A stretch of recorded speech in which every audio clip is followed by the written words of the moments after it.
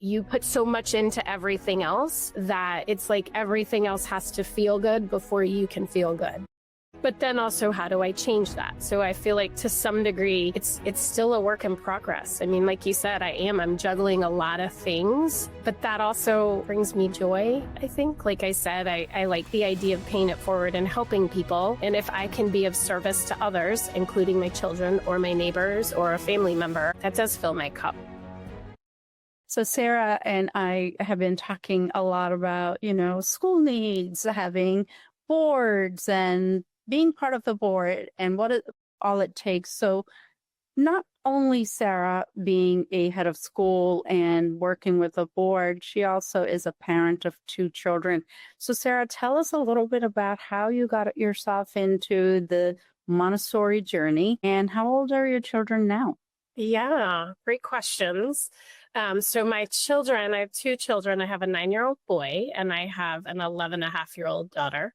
And they're both still in Montessori since birth. I like to think in utero, but they've held steady and they're still taking it in at school and at home. In terms of my journey, I guess it goes way back to 40-some years ago. I actually went to Montessori as a child. I believe I started in Chicago where I was born, and then we moved to Detroit and I went to Montessori there. And I only did primary, so I stopped around 5 maybe. And then as I was graduating college many years later, I got a letter in the mail to do a Montessori training that had a master's program. And I figured, great, all in one swoop. I'm going to get this amazing training and get a master's degree. Yeah, it was day one I was sold. I took my primary training. So that was in 99. I taught primary for several years. And then I went back to do the assistance to infancy training. And then left there and taught for a couple years with toddlers, and then kind of flip-flop between primary and toddlers, and then decided I wasn't finished and I needed to go to Italy to take the elementary training to get, one, to see Italy, obviously, but then to get the full picture. I was really curious and interested about children from birth through elementary. So I did that. That was probably over the course of maybe 11 years, 12 years, something like that. And while I was in Italy, actually, I had a couple parents reach out to me and we decided in a very short time, maybe a week, that we would start a school. It was very naive, but very serendipitous and amazing. And so I founded the Del Rey Montessori School in Alexandria, Virginia. And that was, I guess, in 2011. I like to tell people it was my first child. My daughter was born in 2013. So the school was my first child. And as you can imagine, it takes a lot of work. So I compare it to birthing a child, quite frankly. And then after that, you mentioned at some point, I think, that I'm a consultant. I work with AMI USA as a consultant at the primary level. So I get to travel throughout the US and visit schools, which is lovely. And then just last summer, so this past June, I stepped down from my position as the head of school and decided I wanted to do something different and launched a couple businesses. I started a private consulting business for Montessori, obviously, because that's like my whole life. And while I was doing that, I saw a need for supporting leaders, really. So supporting administrators. One of my experiences as a head of school is that it doesn't matter how many great people you have, you never have enough help. So my goal, I opened a Montessori virtual assistant, which is just that, a virtual assistant to help with all the tasks that need help with, right? And I'm virtual, so it works.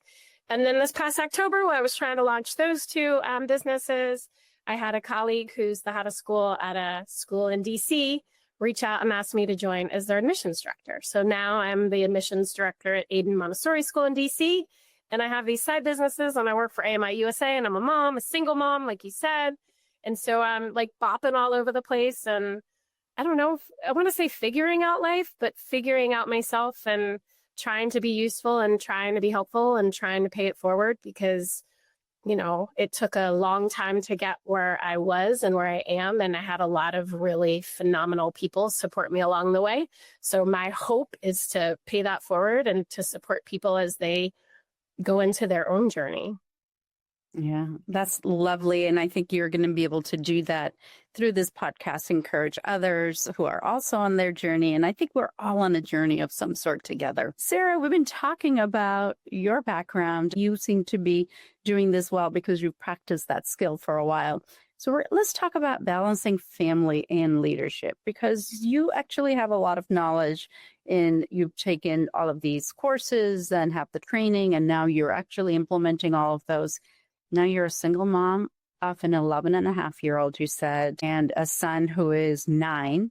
How do you balance the demands of parenting and the responsibility of leading your job duties plus all the desires that you have because you're constantly creating? That's a very great loaded question, which sometimes I feel I fail at miserably, and then others, yay, that's what we want to hear, right? But the truth, like it's hard, and it doesn't allow me, it forces me to figure out how I'm going to do it, right? So as you were asking the question, it's funny because I've been thinking about this question for months, and I feel like if you'd asked me back in December, it might be different. But as I was listening to you, I was thinking about the Montessori and how my kids are 9 and 11 now. And because they have experience in Montessori, and because since birth, they've been in my home being participatory in all the activities, now I don't have to do as much as I once did, right? So my children can make meals. They can make breakfast, lunch, and dinner. And last week I walked in on my daughter at breakfast time on a school day using a hand mixer to put whipped cream that she made from scratch on her coffee. So these things were like, I never taught her how to do that. I don't do that. I don't have time for that in my balance, right? But I think this lifestyle, this Montessori lifestyle that I live and I embrace and embody, it's what my children are used to. So I think much of it is they've journeyed with me in practical life skills, I guess you could say, right? So taking care of themselves, taking care of the household, participating when they can, and really inviting them to do that. But obviously that's not all of it because they're only 9 and 11, and, it's taken me years to get where I am. I mean, I think it's really difficult. And I think, leadership in general is really difficult. And when you think of a village, if you're lacking that, it makes it more difficult, right? So I think it's being highly organized. I think that's a part of it. If I didn't have a Google Calendar, I would lose my mind. I don't know how people did it 20 years ago, but it's also prioritizing and putting the things first that are important.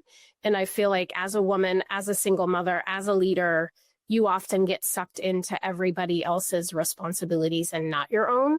So I can honestly tell you the last several years, I haven't done a great job of taking care of myself because there's been fires all around me. And maybe not fires, maybe that's dramatic, but you put so much into everything else that it's like everything else has to feel good before you can feel good. But then also, how do I change that? So I feel like to some degree, it's still a work in progress. I mean, like you said, I'm juggling a lot of things, but that also brings me joy, I think. Like I said, I like the idea of paying it forward and helping people. And if I can be of service to others, including my children or my neighbors or a family member, then that's, that does fill me. That does fill my cup.